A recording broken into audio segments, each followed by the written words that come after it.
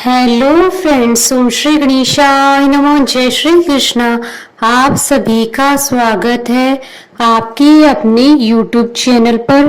Friends, आज हम आपको इस वीडियो में बताने जा रहे हैं श्रावण मास की श्रावण पुत्रदा एकादशी का शुभ मुहूर्त, व्रत पारणा का मुहूर्त, पूजा विधि, महत्व और श्रावण पुत्रदा एकादशी की व्रत कथा और श्रावण पुत्रदा एकादशी के दिन किए जाने वाले उपायों के बारे में।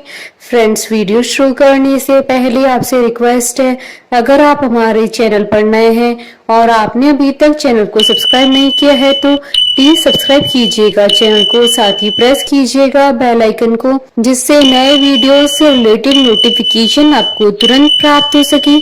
और वीडियो पसंद आने पर वीडियो को लाइक और शेयर जरूर कीजिएगा ताकि सभी भक्तों को इस वीडियो का लाभ प्राप्त हो सके। और कमेंट बॉक्स में जय श्री कृष्णा जरूर लिखिएगा। श्रावण मास की शुक्ल पक्ष में पड़ने वाली एकादशी को श्रावण पुत्रदा एकादशी कहा जाता है। शास्त्रों के अनुसार जो भी व्यक्ति इस व्रत को पूरे भक्ति भाव से करता है उनकी संतान संबंधी सभी परेशानियां समाप्त हो जाती हैं।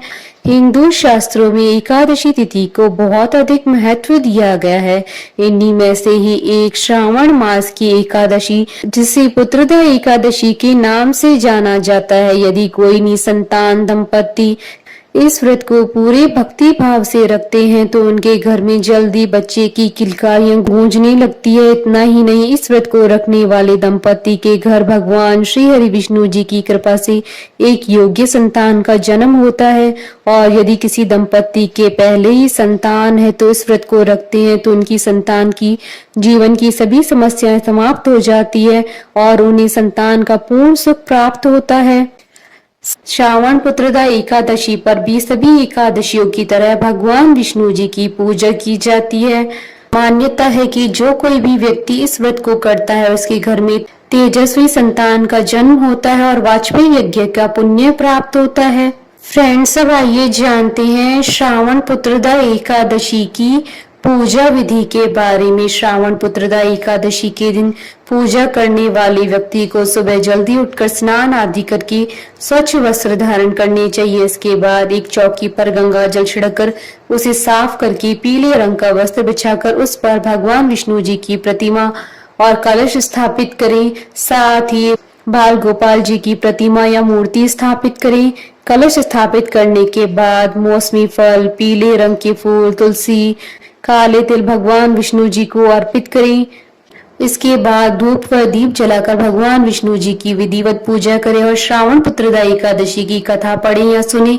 कथा पढ़ने के बाद भगवान विष्णु जी की आरती करें, उन्हें पीली मिठाई का भोग लगाएं। इस दिन जो कोई भी भक्त विष्णु सहस्त्रनाम का पाठ करता है उस पर भगवान विष्णु जी की विशेष कृपा होती है। एकादशी के दिन रात्रि जागरण का बहुत ही महत्व होता है। द्वादशी के दिन व्रत पारण मुहूर्त में ही व्रत का पारण करें। किसी ब्राह्मण को द्वादशी के दिन भोजन कराएं, साथ ही सामर्थ्य अनुसार दक्षिणा दें। उसके बाद आप भी व्रत का पारण कर सकते हैं। फ्रेंड्स, अब आइए जानते हैं साल 2025 की श्रावण मास की पुत्रदा एकादशी की शुभ मुहूर्त के बारे में। हिंदू पंचांग के अनुसार साल 2025 में श्रावण मास की पुत्रदा एकादशी 5 अगस्त 2025 मंगलवार के दिन है। मंगलवार के दिन आने वाली एकादशी का विशेष महत्व माना जाता है। साथ ही इस दिन सावन मास का अंतिम मंगला गौरी व्रत भी रखा जाएगा और इस दिन रवि योग का शुभ संयोग भी बन रहा है। इन दुर्लभ संयोगों के बनने के कारण साल 2025 की श्रावण पुत्रदा एकादशी का महत्व कई गुना अधिक बढ़ जाता है। आज के दिन भगवान विष्णु जी के साथ साथ माता गौरी का भी आशीर्वाद प्राप्त होगा। श्रावण शुक्ल एकादशी तिथि प्रारंभ होगी 4 अगस्त 2025 को सुबह 11:41 पर और श्रावण शुक्ल एकादशी तिथि का समापन होगा 5 अगस्त 2025 को दोपहर 1:12 पर। व्रत पारण का समय रहेगा 6 अगस्त 2025 को सुबह 5:54 से सुबह 8:33 तक और हरिवासा समाप्ति का समय रहेगा 6 6 अगस्त 2025 को दोपहर 2:08 पर। साथ ही इस दिन दामोदर द्वादशी का व्रत भी रखा जाएगा, जिसे पवित्र पुना द्वादशी के नाम से भी जाना जाता है। फ्रेंड्स, अब हमारे चैनल पर ज्वाइन बटन को दबाकर हमारे चैनल के मेंबर भी बन सकते हैं। हम हमारे चैनल के मेंबर्स के कमेंट्स को टॉप प्रायोरिटी पर रखकर उनका रिप्लाई करते हैं। फ्रेंड्स, अब आइए जानते हैं श्रावण पुत्रदा एकादशी के दिन किए जाने वाले उपायों के बारे में। भगवान विष्णु जी को साबुत पान चढ़ाएं, बाद में इस पर कुमकुम से श्रीम लिखकर अपनी तिजोरी में रख लें, इससे धन प्राप्ति के योग बनते हैं।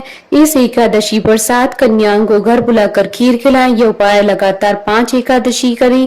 इस उपाय से आपकी प्रमोशन के योग बनते हैं। एकादशी से शुरू करके 27 दिन तक लगातार नारियल व बादाम किसी कृष्ण मंदिर में चढ़ाने से सभी इच्छाएं पूरी होती हैं। एकादशी की सुबह किसी राधा कृष्ण मंदिर में जाकर दर्शन करें व पीले फूलों की माला अर्पण करें, इससे आपकी सभी परेशानियां समाप्त हो जाती हैं। फ्रेंड्स, अब आइए प्रारंभ करें श्रावण पुत्रदा एकादशी की व्रत कथा। एकादशियों के महात्मा का आनंद लेते हुए धनुर्धर अर्जुन ने कहा, हे प्रभु, कल्याणकारी और महापुण्यदायी कथाएं सुनकर मेरे आनंद की सीमा नहीं है और मेरी जिज्ञासा बढ़ती जा रही है। हे कमल नयन, अब आप मुझे श्रावण माह की शुक्ल पक्ष की एकादशी की कथा सुनाने की कृपा करें। इस एकादशी का क्या नाम है तथा इसके व्रत का क्या विधान है? इसमें किस देवता का पूजन किया जाता है? इसका व्रत करने से किस फल की प्राप्ति होती है? श्री कृष्ण ने कहा, हे धनुर्धर, श्रावण माह की शुक्ल पक्ष की एकादशी की कथा की श्रवण मात्र से ही अनंत यज्ञ का फल प्राप्त होता है। हे पार्थ, द्वापर युग के आरंभ में ही महिष्मति नाम की एक नगरी थी। उस नगरी में महिजीत नाम का एक राजा राज्य करता था। वह पुत्रहीन था, इसलिए वह सदा दुखी रहता था। उसे वह राज्य, सुख और वैभव सभी कुछ बड़ा कष्टदायक प्रतीत होता था, क्योंकि पुत्र के बिना मनुष्य को इस लोक और परलोक दोनों में सुख नहीं मिलता है। राजा ने पुत्र प्राप्ति के लिए बहुत उपाय किए, किंतु उसका हर उपाय निष्फल रहा। जैसे जैसे राजा महिजीत वृद्धावस्था की ओर बढ़ता जा रहा था, वैसे वैसे उनकी चिंता और भी बढ़ती जा रही थी। एक दिन राजा ने अपनी सभा को संबोधित करते हुए कहा, न तो मैंने जीवन में कोई पाप किया है और न ही अन्याय पूर्वक प्रजा से धन एकत्रित किया है, न ही कभी प्रजा को कष्ट दिया है, न ही कभी देवता और ब्राह्मणों का निरादर किया है। मैंने प्रजा का सदैव अपने पुत्र की तरह पालन किया है, कभी किसी से ईर्ष्या भाव नहीं किया, सभी को एक समान समझा। मेरे राज्य में कानून भी ऐसे नहीं है जो प्रजा में अनावश्यक डर उत्पन्न करे। इस प्रकार धर्म युक्त राज्य करने पर भी मैं इस समय अत्यंत कष्ट पा रहा हूँ। इसका क्या कारण है? मेरी समझ में कुछ नहीं आ रहा है।